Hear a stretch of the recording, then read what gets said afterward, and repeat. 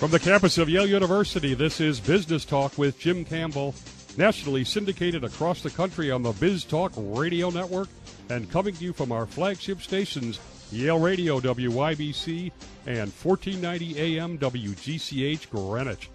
All talk and all business, 60 minutes of radio with leading figures from the world of business along with the business of politics and sports. A senior political columnist writes a love story to his son and unburdens himself of the burdens of parental expectations.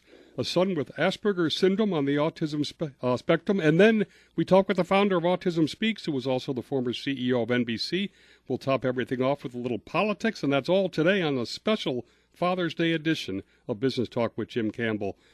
Ron Fournier is senior political columnist for the Atlantic Magazine and the National Journal. He began his reporting career in Arkansas covering Governor Bill Clinton. He's also covered the presidencies of Clinton, George W. Bush, and Barack Obama. The new book moves outside the political realm to a more personal one, Love That Boy, What Two Presidents, 8 Road Trips, and My Son Taught Me About Parents' Expectations. That's a big mouthful. Welcome, Ron. Thanks for having me. Happy Grandfather's Day. Thank you very much. We just became a first grandfather, so it's very exciting. I guess why don't we just start off with the obvious. What exactly is Asperger's, and what is the story behind Love That Boy as a title? Well, first, thanks for having me on, and again, happy Father's Day, and to you, Grandfather's Day. Asperger's syndrome is on what they call the high end of the high-functioning autism. It's basically the social graces that we're born into, most of us, the ability to look people in the eyes and have a conversation and modulate your voice and understand how somebody is responding to you, to be able to play off of somebody. For us, that's natural. For people with Asperger's syndrome, mainly young boys, it's totally unnatural. They have to learn it. The good thing is these young men and women are blessed with unusual intelligence.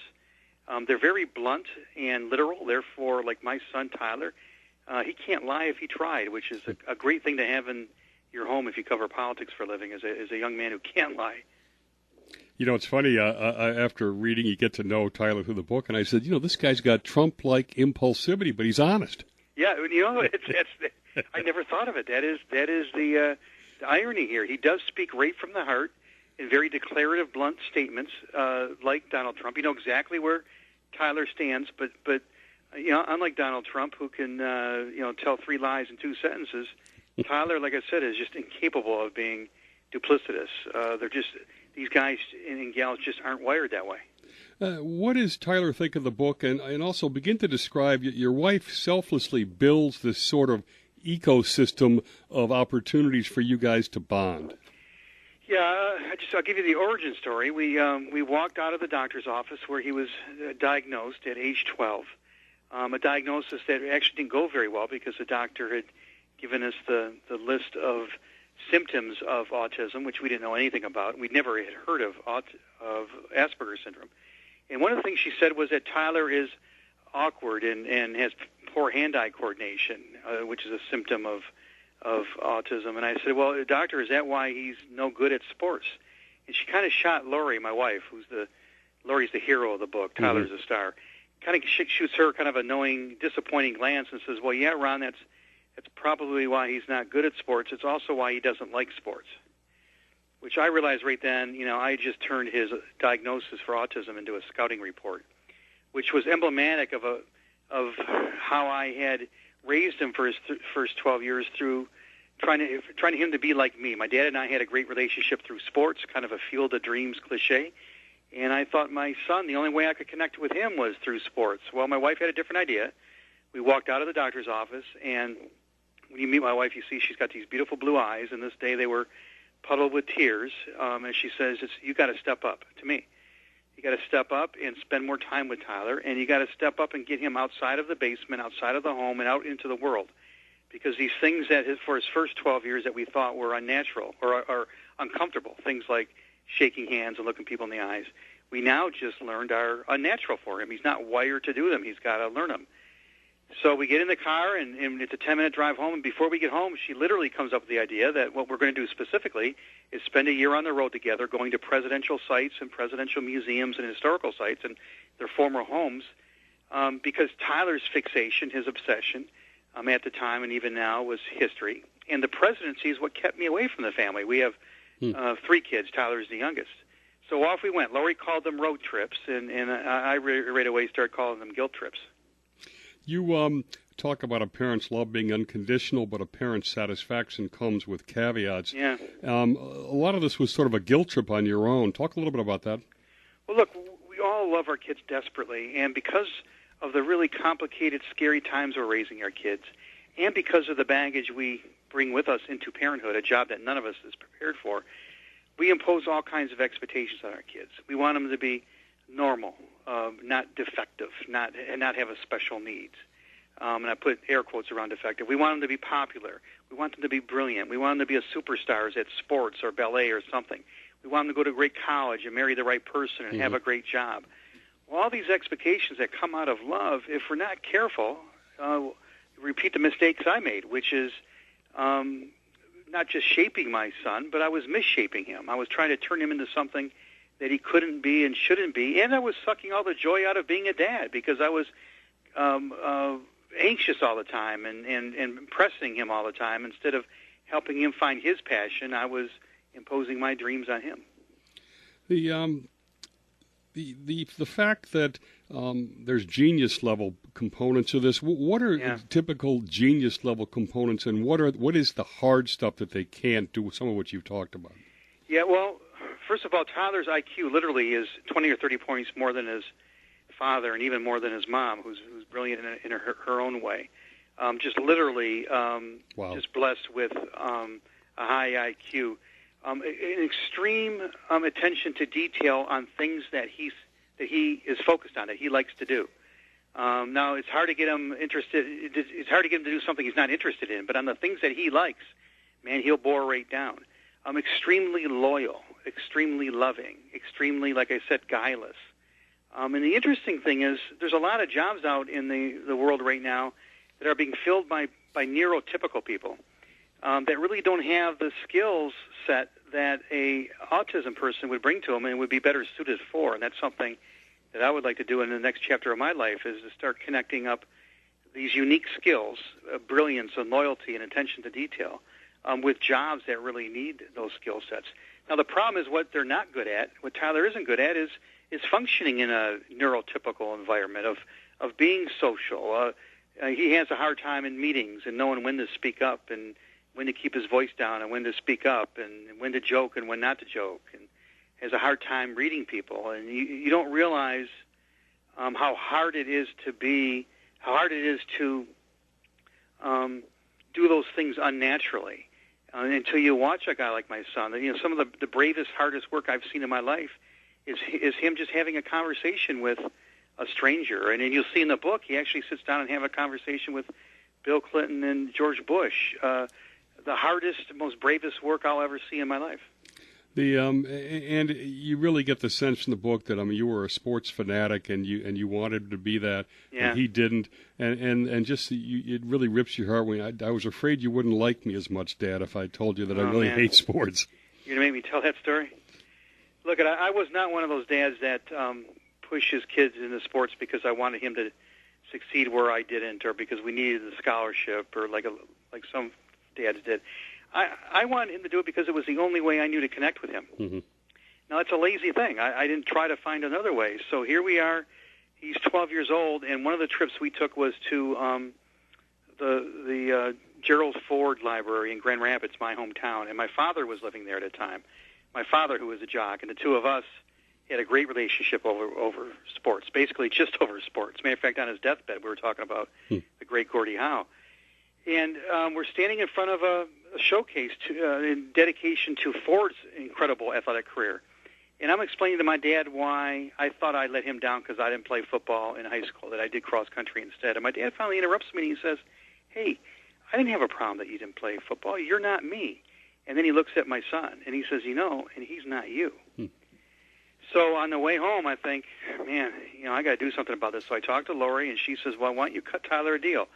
If you will do an extracurricular activity and he will do some exercise a couple days a week, tell him he doesn't have to play sports, because that was the reason, the justifiable reasons to have your kid playing sports, to get exercise and to be socially involved, be part of a team. Mm-hmm.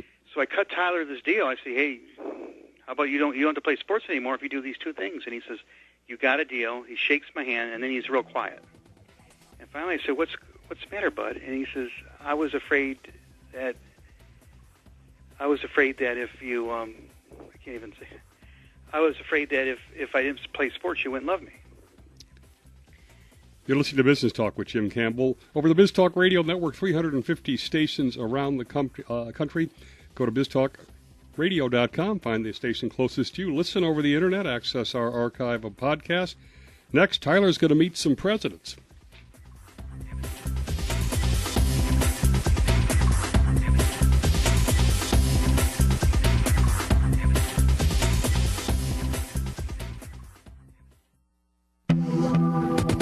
Our guest, Tyler Fournier's dad. We're going to talk about meeting some presidents, which is Clinton and George W. Bush. Maybe take us through George W. Bush first, and we didn't get to where Love That Boy came from, but you can link it obviously to this. Yeah, about 9 years before he was diagnosed and before we did the road trips, which included a visit with former President Bush, I was leaving the White House beat in 2003 to cover George Bush's re-election, and a tradition that goes way back is that presidents have a departing correspondent bring in their family as kind of a thank you to the family. So in we walk, my wife and two daughters and their baby brother Tyler, and Tyler's 5, and he starts tearing the Oval Office up, just running around and talking on and on real quick about Barney the dog and telling Bush things about his own dog that I'm sure Bush didn't know, and then starts talking about Fowler the dog, Roosevelt's dog. And I'm feeling anxious, and I'm worried that he's wasting the president's time, and he's embarrassing me. And Bush, who was very intuitive in a room, knew, I think, what I was going through, and that I was feeling anxious about my son. And as they're walking out, he grabs me by the hand and looks me right in the eyes, and he says, "Love that boy." And at the time, if you'd asked me, I would have thought, what a nice thing to say. He's telling me to love my son despite the fact that he's quirky and that he's acting out. And again, I didn't know what his condition was yet, but he was certainly being really quirky in the room. And it wasn't until 9 years later when he gets diagnosed, and I take these trips with him, and I talk to a bunch of other parents, and I talk to a bunch of child psychologists and child development experts to write this book, that I realized, no, that's not the lesson here. It's not to love my boy despite his quirkiness. It's not for all of us to love our kids despite what makes them different. It's to love them because of what makes them different. Because what makes Tyler different is what makes him so incredibly special, like we're talking about earlier. So it was a great lesson in fatherhood that he gave me. In fact, we'll jump back and forth because I wanted to. Clinton, I find very interesting too, and you say in the book that his knowledge is almost Asperger's like, and you've got Tyler, and they sort of went at it. This was a big surprise. I found Tyler met with Bush and Clinton 8 days apart, and I was surprised that Bush was a lot more empathetic than Clinton. Yeah. Clinton is renowned for feeling the nation's pain, but it was Bush who felt Tyler's pain. And Clinton, the way he connected with Tyler was in a way that I never would have expected. He sat down with Tyler, gave him a couple of wonderful gifts, could not have been more gracious. And then he goes on for 45-minute dialogue about Teddy Roosevelt, because he knew Tyler's favorite president was Teddy Roosevelt, and it's Clinton's favorite president. But he's comparing himself to TR and our times to TR, TR's times, and I'm taking notes. I'm fascinated by it. It's typical brilliant Bill Clinton stuff. But Tyler is bored. Tyler wants to talk. He's a teenage boy. He's an Aspie. He wants to talk, And Clinton didn't get it. So I actually wrote down in my notebook, I'm thinking, my God, Bill Clinton, of all people, is missing social clues. And he's fixated on a topic just like my son. So I wrote down in my notebook, is Bill Clinton an Aspie? Now, of course, Bill Clinton doesn't have Asperger's, but I realized then that if Bill Clinton, the most social animal of our time, if he can have rough edges socially, why am I so worried about my son? And sure enough, on the way out, I asked Tyler, I said, what'd you think, buddy, of Bill Clinton? And he says, and Clinton was just a few steps ahead of us, so he kind of whispers to me. He says, well, he likes talking a lot about himself and his stuff, which is exactly how I would describe Tyler. And I said, exactly. Like you, buddy? Yeah. And Tyler says, yeah, like me. So Clinton actually kind of connected with him on almost a weirdly wired to weirdly wired person. It was really cool. And this blew me away in terms of coincidental moments. I think you say that you interviewed Clinton right after the Paula Jones incident would have happened on that day in the hotel. Is that right? No, I didn't realize it at the time, obviously. Yeah, obviously, yeah. But literally, yeah, because I went back and double-checked the article that I wrote that day. Clinton came down from a holding room that he had in the hotel, which wasn't unusual. Any public official at this hotel would have a holding room to, meet dignitaries and that kind of thing. I didn't know what Bill Clinton was doing in it, and he comes out of it, and I walked him out to the state trooper sedan, and it was asking him about rumors that he might run for president, and wrote up an article about the interview and his speech that he'd given to the Arkansas Industrial Development Commission about the global economy. And it wasn't until years later that I put two and two together and realized he had just walked out of the room with Paula Jones. These guys are amazing, aren't they? How they just so compartmentalize. Exactly. Well, now you want to talk about compartmentalizing, though. When he brings my son up to do this gracious, wonderful thing on the sit down with Tyler at the penthouse of his library, the whole western wall of his penthouse is windows. So we're looking west from the library into downtown Little Rock, and we're looking at all these. We're kind of doing. The two of us are kind of reminiscing about. Well, there's the old newspaper office that closed down, and you used the governor as your first presidential campaign headquarters, and there's the office of your big donor, whose name escapes me as I'm speaking. And then I pointed to the hotel where the Paula Jones thing was done, and Clinton said something like, "We're not going to talk about that." Wow. Like 20 years later, And sure enough, we should have been talking about it. He was there to do a nice favor for my son, and again, could not have been more gracious. It was a wonderful thing he did. Now, as we get to the bottom part of this segment, I think it's important to give you a chance to talk about the fact that the book is much more universally targeted than just a story about autism. Go ahead. Thanks for making that point. It's a very universal story that focuses on the expectations that we have for our children, where they come from, and how they affect our kids.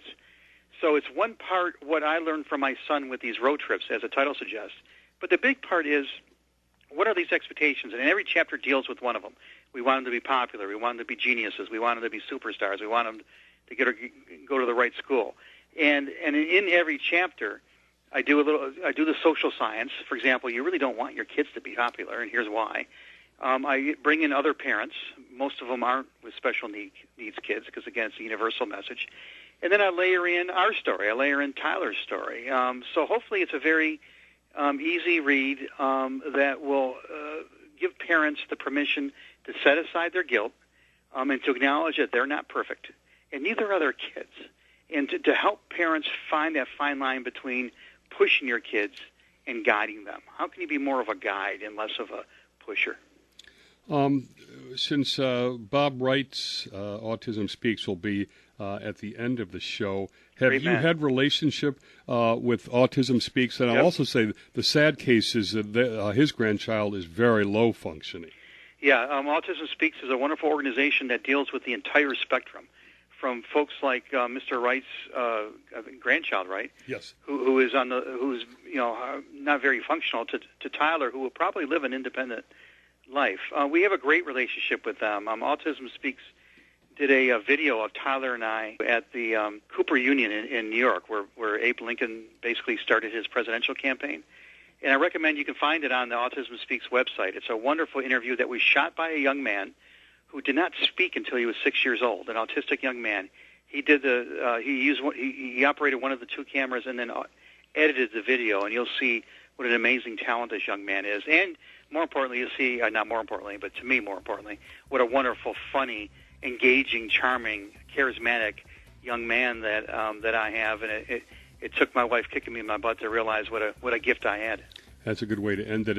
And he's a comedian as well. He's a funny boy. George W. Bush noticed that. I guess on the YouTubes, can you just Google Tyler Fournier? Because I've watched a couple of the YouTubes, and they really do get you right in the heart. Yeah, you can find it on Autism Speaks, or go to YouTube and put in Fournier, which is how you spell my name, and Love That Boy, and the video will pop up from Autism Speaks. It is really cool. I recommend it. And the book is Love That Boy.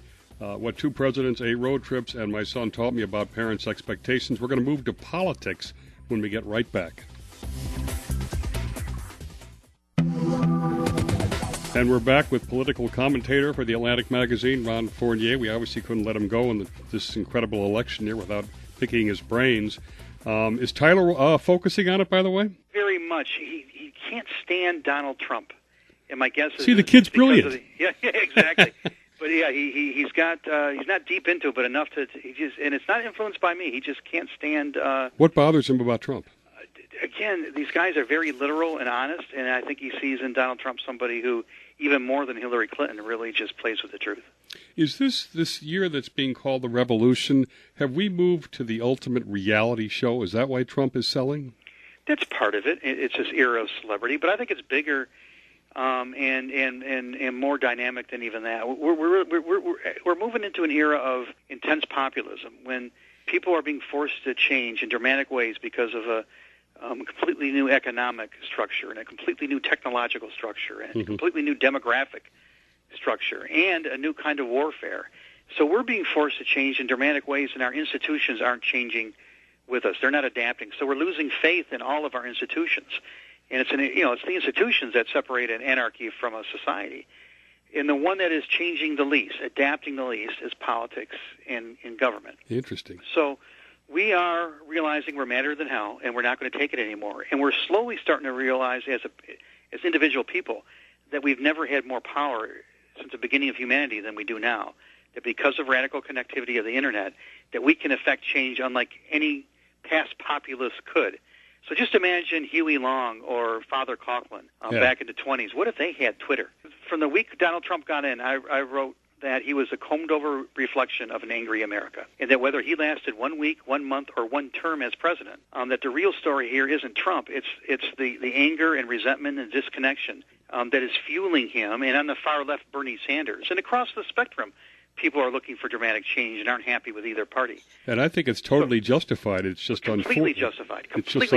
Unfortunate that the personification right of it is really a con man. I mean, he is a con man, but you know what? Whether he wins or loses, the people who are angry for justifiable reasons, they're not going to be satiated. They're going to get more angry. Hillary Clinton's not going to reform the government and campaigning the way that Bernie Sanders and Donald Trump's and everybody in the middle wants it changed. So the next cycle, people are going to get even angrier and are going to have even more power. And the cycle after that, people are going to get even angrier and with even exponentially more power. So we're in for several cycles of incredible disruption that I think will make this cycle look like tiddlywinks. Is there a populist figure out there that would fit this? Yes, I can't tell you who he or she is, but it could be somebody. We're in for a big period of change, and it could be coming out of it could be a really negative American Mussolini.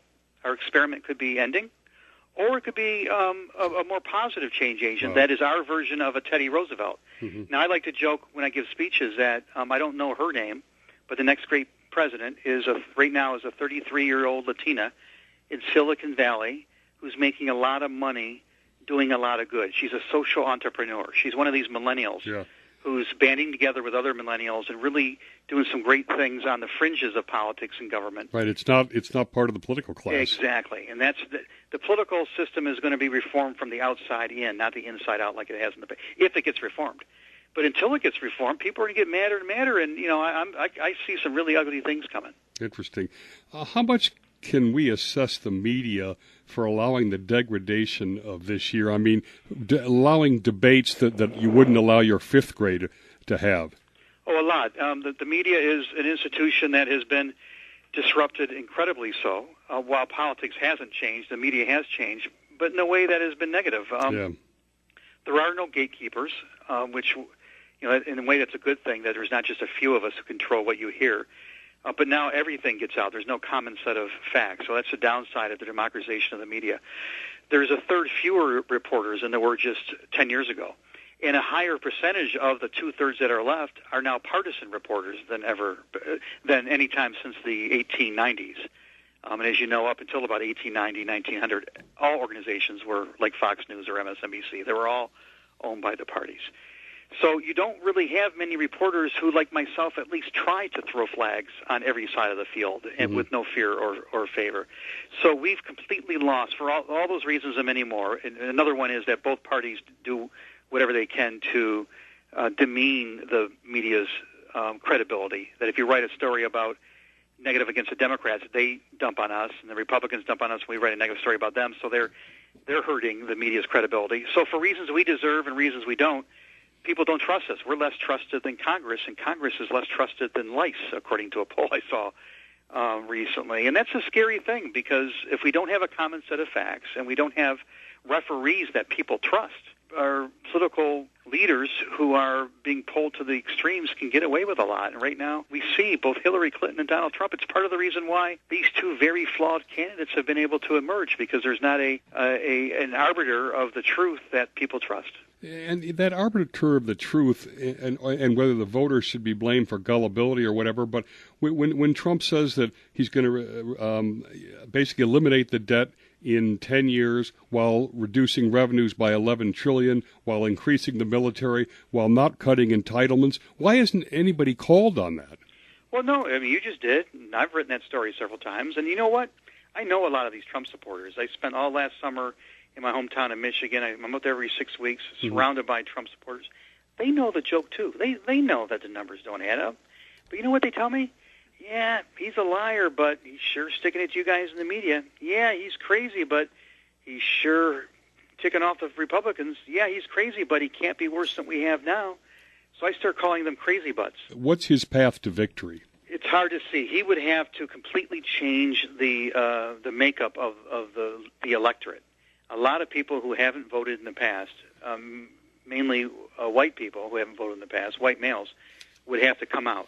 The problem is, despite what he says, the facts are that in the primaries, there's been a lot of people who have voted for the first time in the Republican primaries, but almost all of them generally vote in general elections. So far, he hasn't changed the makeup of the vote. So right now, if things stay the way they are, the math, there's absolutely no way he can become president under the current electoral makeup.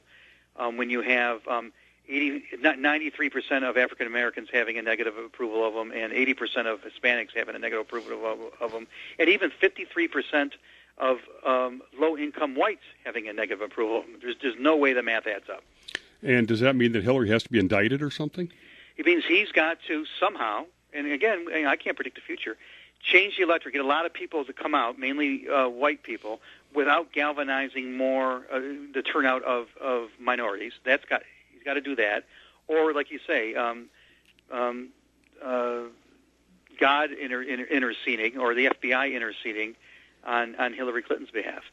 So I would never say never, because we don't know what's going to happen, and 6 months is a long time in politics. But if the election were held today, he would lose probably 40, 45 states. If we agree, or you say that Hillary's not a transformative type president, no. And does that mean that in the arsenate setting the fire, Trump might actually help the revolution if he got in office? I don't think so, because what's going to happen, he'll get into office and he won't get anything done. Nothing done. And people will get even madder because they'll see, okay, they've been taken again.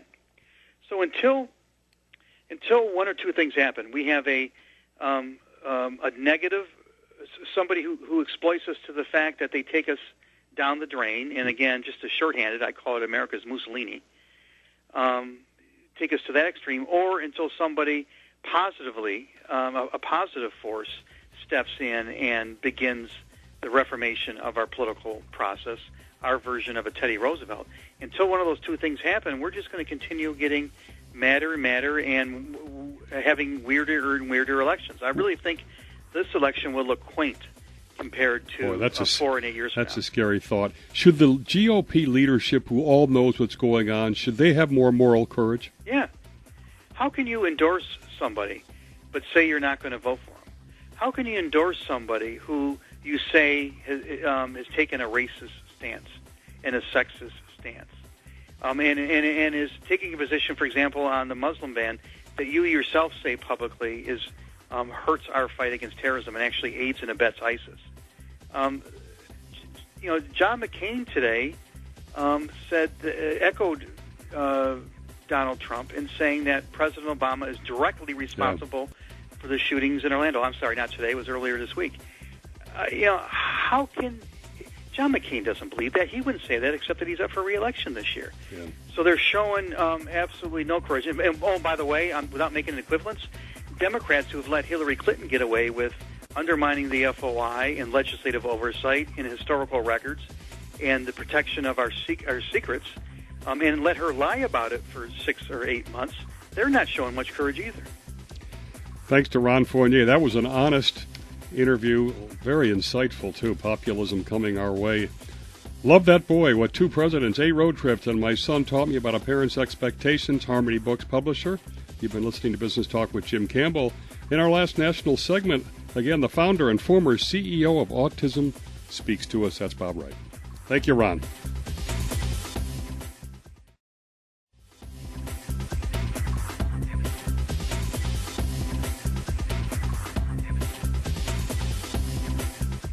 And we're back. Our guest, former NBC CEO Bob Wright.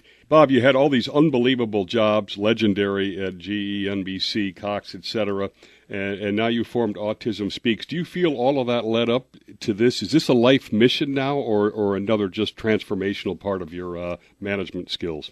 This was not a job that I was looking for. And my wife and I were shocked when my grandson was diagnosed with autism, and he lost all of his faculties, all of his communication faculties in a period of a few months. And he also picked up a lot of medical issues and GI problems and all kinds of things.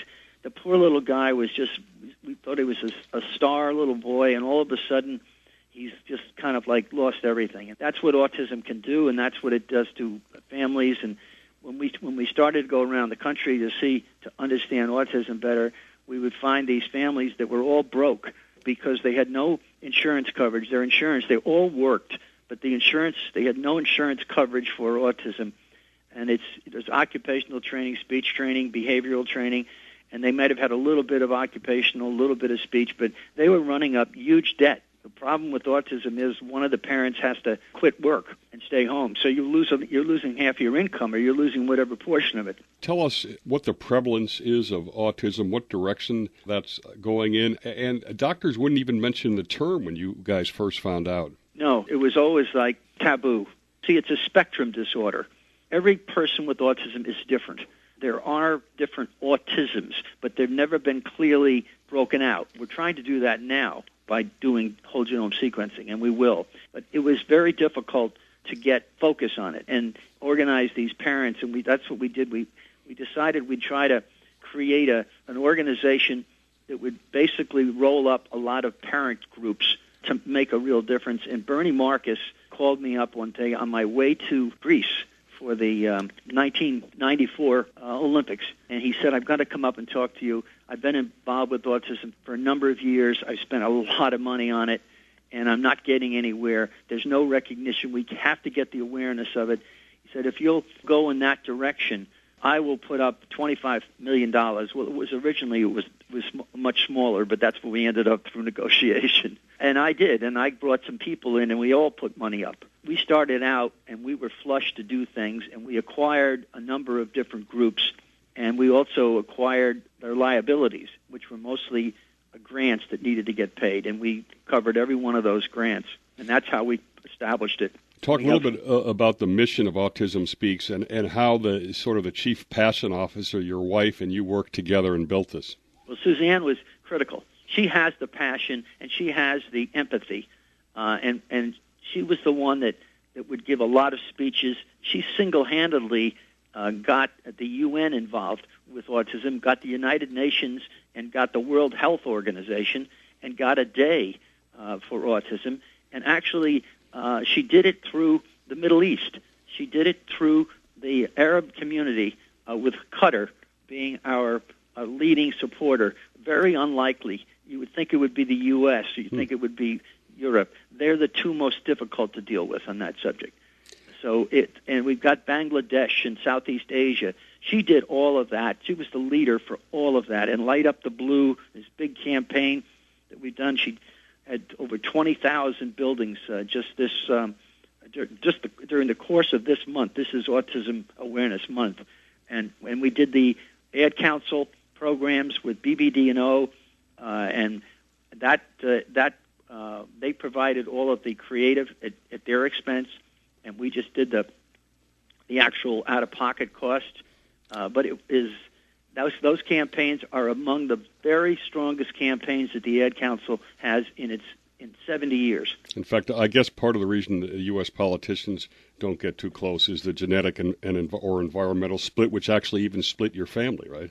Well, a lot of that was the question of vaccines. Yeah. You know, we have determined that about half of autism can go to a genetic reasons, and the other half is environmental. And people say, "Oh, how are you going to deal with that?" I said, "Well, most cancer is like 80-90% environmental.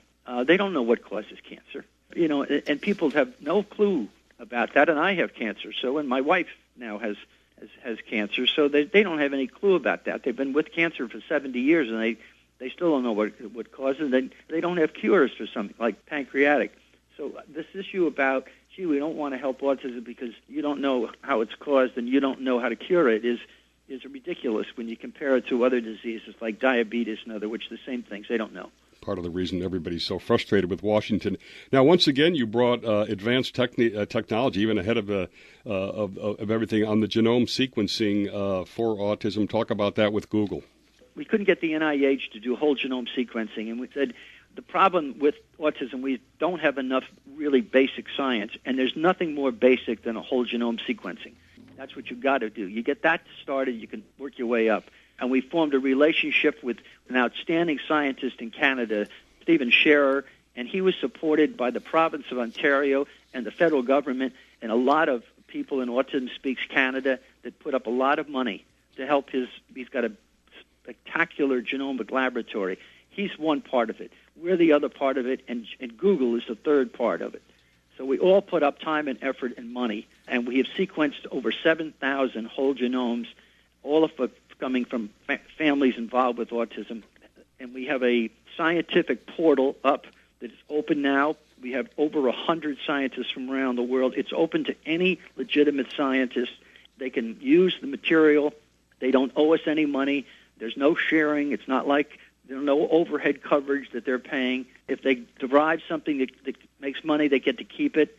And we also have about 40 institutions around the world that are involved in it. They have access to the portal, and Google manages the portal. They manage the amount of data is incredible. It's incredible how much data you get when you do this. So, and we thought other disease groups would come along and follow, and they don't seem to be able to raise enough money to do it, and it's really disappointing because this is what personalized medicine is all about. Tremendous effort. And again, you built this from scratch, transformation, fighting a lot of stuff. Our last few seconds, how would you summarize the Bob Wright formula for success? Well, I think I have to have vision. You have to have big vision, and you have to recognize how hard it is going to be to accomplish it, and then you have to get really good people helping you, really good people working with you. Thanks to Bob Wright. A great hour. We wish Suzanne Godspeed as well in her battle. The book, The Right Stuff, From NBC to Autism Speaks, co-authored by Diane Myrmigas, published by Rosetta Books. Thanks to our national audience for listening. Thanks to Bob Wright for a great interview. We'll see everybody next Sunday on Business Talk with Jim Campbell.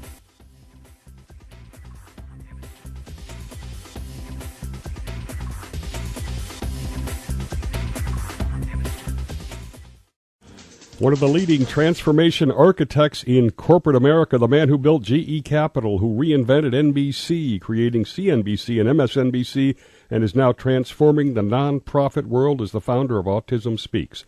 All of that today on Business Talk with Jim Campbell. Bob Wright served as Vice Chairman of General Electric, Chairman and Chief Executive Officer of GE Capital, Chairman and CEO of NBC Universal, and before that, Bob was President of Cox Cable. He and his wife, Suzanne, founded Autism Speaks, which focuses on global research, advocacy, and support services after their grandson was diagnosed with autism. The new book that's out is The Right Stuff, From NBC to Autism Speaks, co-authored by Diane Myrmigas. She's a business reporter. Honored to have you, Bob. Welcome aboard. Thank you, Jim. I'm thrilled to be talking to you. Now, you're such a modest guy. Why doesn't the book have very much on your building of GE Capital? It was focused more on the NBC piece because I was the CEO of NBC for 22 years. So the entertainment aspect and the cable, because I was 3.5 years with Cox. So I've got 25 or 6 years into cable and television and broadcasting and, NBC and Universal. So that was just a focal point. It's funny because you come from that business, and of course originally you were considered a suit from GE. Now you probably haven't been called this before, but after reading the book, you're kind of a subversive corporate radical. You were able to thrive in the risk-averse GE industrial culture, and at the time the NBC cable-averse world. How did you survive, and did you have frustration in both directions? I knew there were going to be difficulties. I did, in fairness, had a lot of support from Jack Welch, who was the CEO during most of my tenure. You need that kind of support, and I was the person that dealt with GE in many cases through Jack.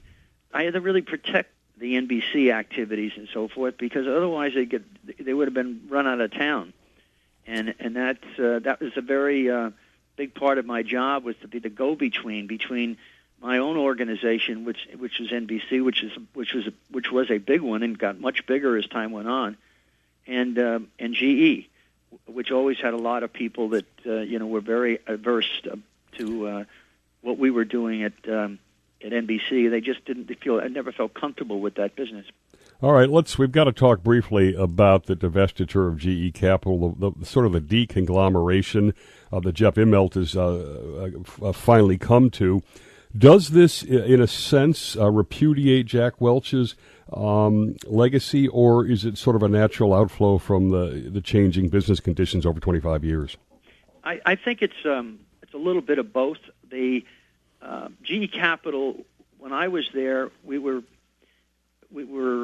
used all of GE's tax base, and we used it for leverage leasing, and so we built a huge leasing business and a huge business full of machinery out there, because that's what you were leasing, and that became a very big business, and when I was there, it was probably 25 or 26% of GE's income.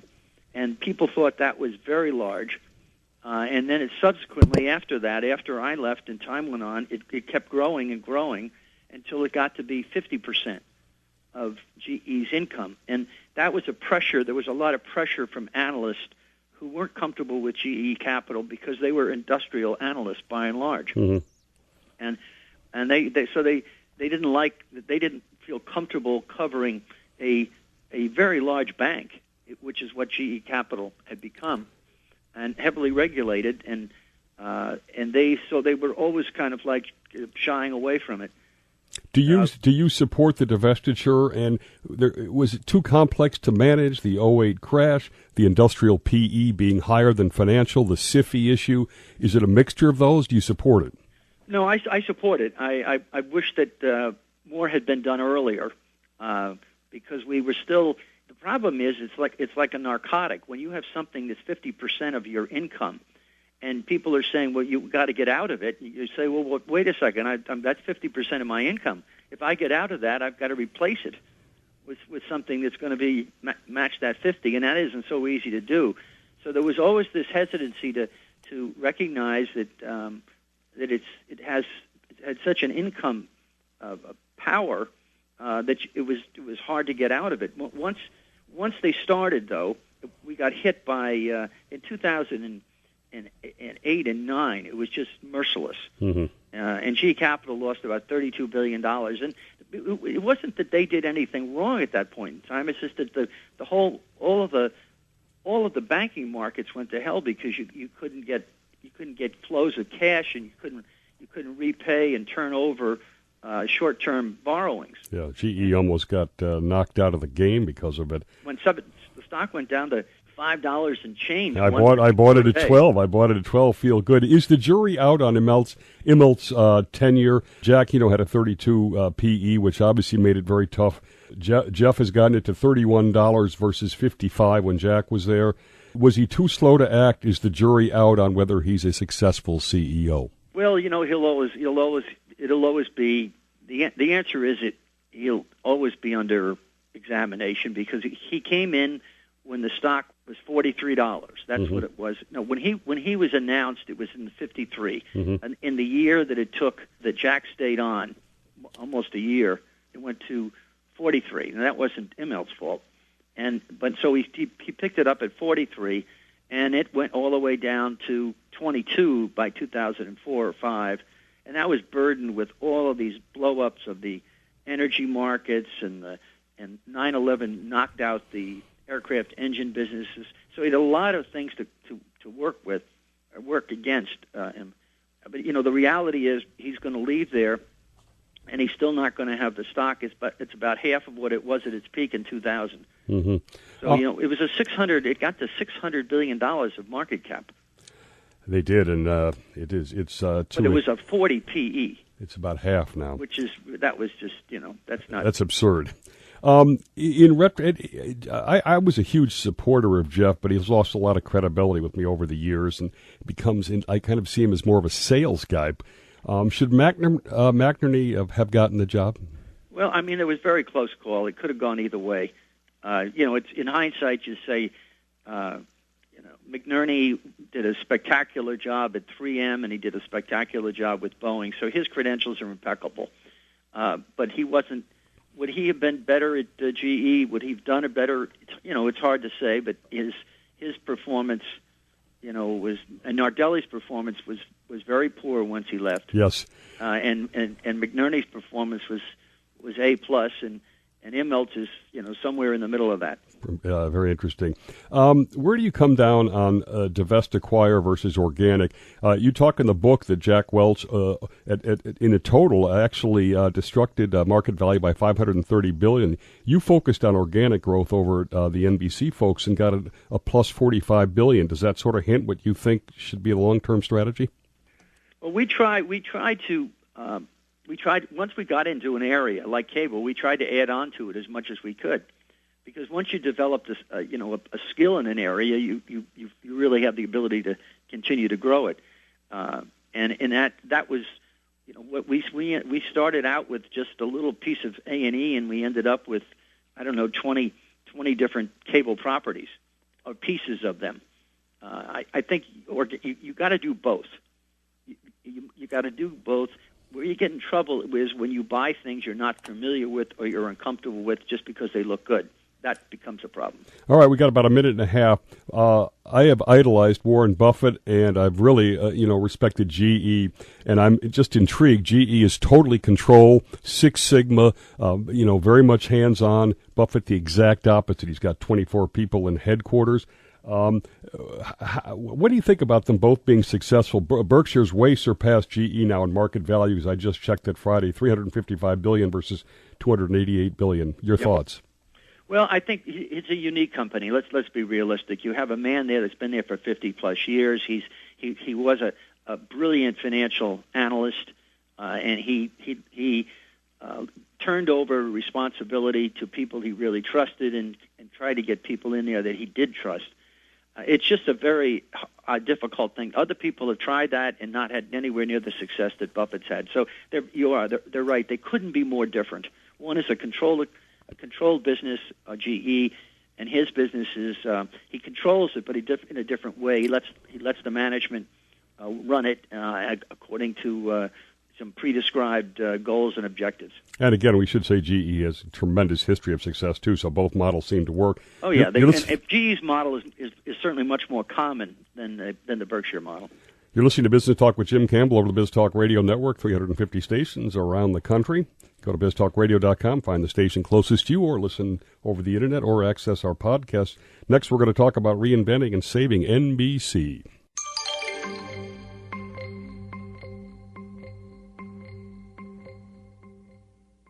And we talked about the cultural gap between GE Industrial and the NBC side. What about the cultural gap between NBC was at 30 Rock and CNBC at Secaucus, only about 10 minutes away, but oceans apart, right? Right.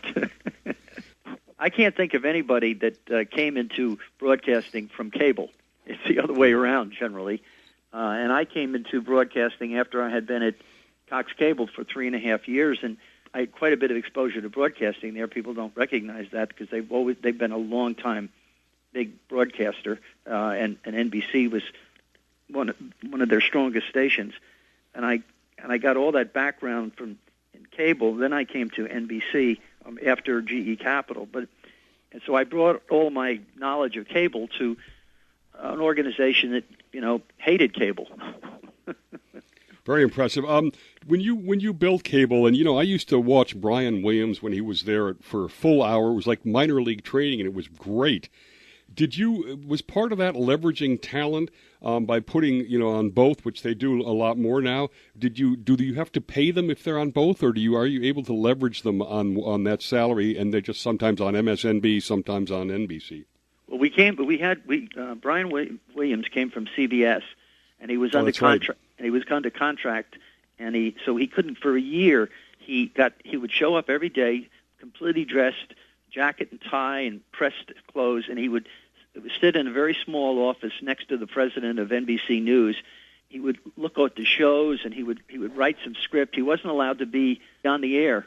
When we did the MSNBC arrangement, and we decided to take America's Talking, which was a show programs that existed on that cable channel, and we decided to put MSNBC as a news channel. The best idea we had was to get Brian Williams and make him the news leader, and give him an hour show rather than a half an hour show, which you have at Nightly News, and give him a lot of room to be himself, because his talent was immense. Yeah. It still is, and that's how we got him in there. And he was, if you remember, that's when the TWA plane crashed in Long Island Sound. Yeah. Not in Long Island Sound, the Great South Bay, or just outside of it. And he did it. He was on 24 hours, and he established himself. I just loved watching him when he was in the minor leagues, if you want to call it that. Tell us now. You did unbelievable work at CNBC and NBC, and you got profits up to $1 billion with 37% fewer people overall in the NBC world. Talk a little bit about how you invented them, and on MSNBC, the Bill Gates input. The network business is based upon licensing, has been based upon licensing other people's programs and then selling advertising. And so you don't have a lot of capital investment. But you do, in order to develop every year, you're spending $30, $40, $50 million, and most of the shows fail. And we got into the position where we could produce the shows themselves and own them, and that paid off handsomely. But we also had a lot of hits, and that's a tricky proposition. And I was very fortunate. All during the time I was there, we had a lot of hits, and that gave us a tremendous cash flow, and made a great deal of difference. And cable. Once you establish the cable channels, they provided tremendous cash flow.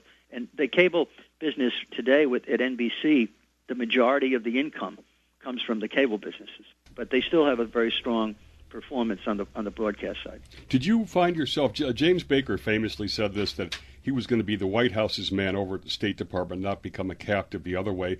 Did you view yourself as GE's man at NBC or NBC's man at GE? I tried to be both.